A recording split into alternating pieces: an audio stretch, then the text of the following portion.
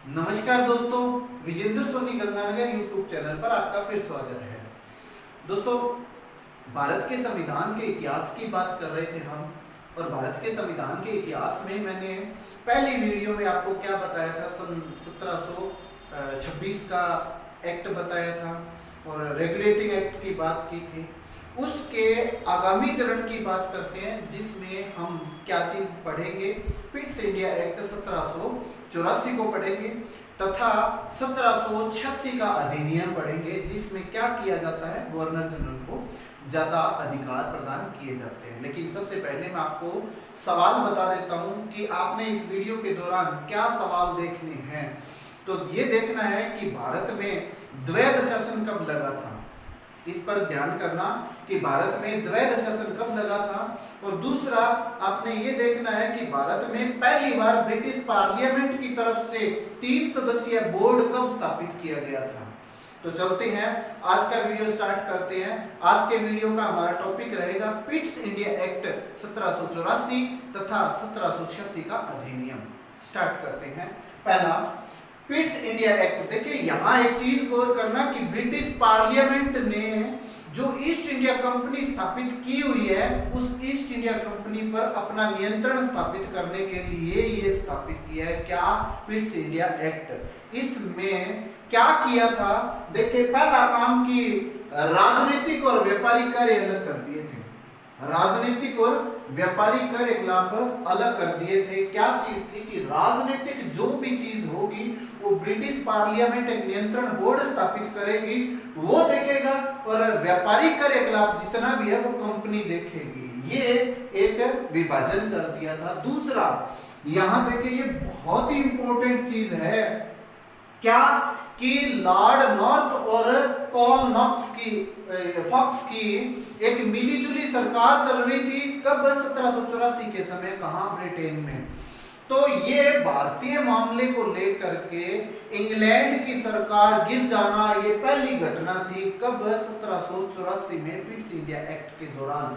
ये सवाल बहुत बार रिपीट होता है कि वह कौन सा मौका था जब इंग्लिश पार्लियामेंट में सरकार गिर गई थी भारतीय मामले को लेकर के। तो आप क्या कहेंगे? Pitt's India act 1784। और किसकी सरकार थी?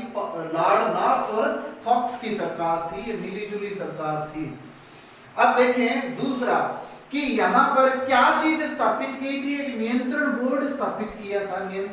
नियंत्रण क्या चीज थी? एक तो कंपनी के अधीन क्या क्या मामले रखे गए थे, और एक बोर्ड बनाया था, उसके अधीन क्या क्या मामले रखे गए थे। तो मैंने पहले भी बताया था कि कंपनी के अधिकार क्षेत्र में केवल व्यापारिक मामले रखे गए थे। जो नियंत्रण बोर्ड था वो क्या देखेगा? वो सैन्य गतिविधियां देखेगा, वो असैन्य गतिविधियां देखेगा, वो राजस्व मामले देखेगा। ये सारी की सारी चीजें कौन देखता है? नियंत्रण बोर्ड देखता है। और ये नियंत्रण बोर्ड था क्या?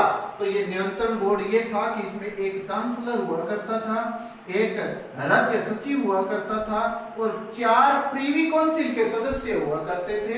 ये इंग्लैंड में है पर नियंत्रण बोर्ड, ये नियंत्रण बोर्ड इंग्लैंड में है।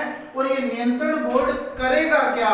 ये करेगा कि कोई 3 व्यक्ति चुनेगा, जिसको डायरेक्टर कहते हैं। वो 3 डायरेक्टर चुन करके भारत में भेजेगा। कौन है? ये नियंत्रण बोर्ड। ये नियंत्रण बोर्ड इंग्लैंड में है। ये नियंत्रण बोर्ड 3 व्यक्ति चुन करके भारत में भेजेगा, और वो भारत में जो भी राजनीतिक मामले होंगे उनमें क्या करेगा? आदेश जारी करेगा। अब देखें, यहां से क्या स्टार्ट हो गया? यहां से भारत में द्वैध शासन स्टार्ट हो गया है। और द्वैध शासन की बात करें तो ये द्वैध शासन 1858 ईस्वी तक चलेगा, क्योंकि 1857 ईस्वी में पहली क्रांति होती है, और उस क्रांति के बाद सारा का सारा जो नियंत्रण है वो अंग्रेजी सरकार के अधिकार क्षेत्र में आ जाता है। तब वो ये द्वैध शासन खत्म कर देती है, मतलब कंपनी का जो भी अधिकार है उसको पूर्णतः खत्म कर देगी, और सीधा नियंत्रण किसके अधिकार क्षेत्र में आ जाएगा? ब्रिटिश पार्लियामेंट के अधिकार क्षेत्र में आ जाएगा। तो भारत में द्वैध शासन कब से स्टार्ट हुआ है? पिट्स इंडिया एक्ट 1784 से स्टार्ट हुआ, और कब तक चला है? 1858 तक चला है। अब ये द्वैध शासन में क्या चीज थी इस द्वैध शासन में भारत के प्रशासन से संबंधित गतिविधियां थी कि एक तो कंपनी की तरफ से जो प्रशासन करेगा वो गवर्नर जनरल हुआ करेगा। जो कंपनी की तरफ से प्रशासन करेगा वो गवर्नर जनरल होगा, मतलब कंपनी के सब निर्णय लेने का अधिकार किसके पास में है? गवर्नर जनरल के पास में है। और जो भी राजनीतिक मामले है, सैन्य मामले है, असैन्य मामले है, राजस्व विभाग है, जो भी है उसके समस्त निर्णय लेगा तो ये संसदीय बोर्ड लेगा। और ये संसदीय बोर्ड कितना है? 3 सदस्यीय है।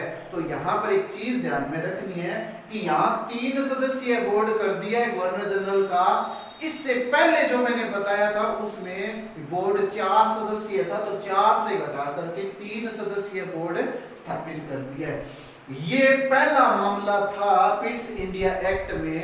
क्या पहली बार ये निर्णय लिया गया था कि कंपनी के अधिकार क्षेत्र में जितना भी एरिया है, भारत का जितना भी क्षेत्र है, उस क्षेत्र को क्या नाम दिया जाएगा?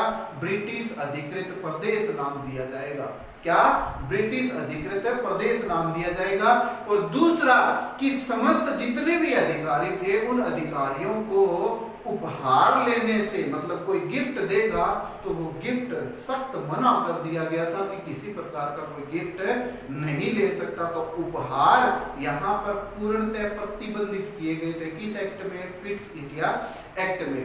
और नेक्स्ट इसमें बड़ा इंपॉर्टेंट चीज क्या थी कि जो भी अंग्रेज अधिकारी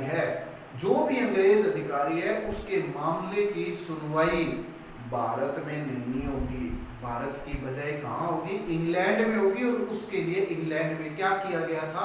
एक विशेष कोर्ट स्थापित किया गया था। तो ये कुछ विशेष बातें थी किसकी? पिट्स इंडिया एक्ट 1784 की। लेकिन यहां पर गवर्नर जनरल को बहुत ज्यादा अधिकार नहीं दिए गए हैं। गवर्नर जनरल के अधिकार बढ़ाने के लिए इस एक्ट के 2 साल बाद में 1786 का अधिनियम आया था, जिसमें गवर्नर जनरल की शक्तियां बढ़ा दी गई थी। अब गवर्नर जनरल की शक्तियां ये कौन सी बढ़ाई गई है कि गवर्नर जनरल का पद तैयार करने के लिए कार्यपालिका को आदेश दिए गए थे कि आप क्या करेंगे? गवर्नर जनरल का पद, भारत के गवर्नर जनरल का पद तैयार करने के लिए आप सजग रहेंगे। और तैयार किया था उन्होंने। और उसके तुरंत बाद यह भी सुनिश्चित किया था कि आकस्मिक जितने भी प्रकार के निर्णय होंगे वो समस्त निर्णय कौन ले सकेगा?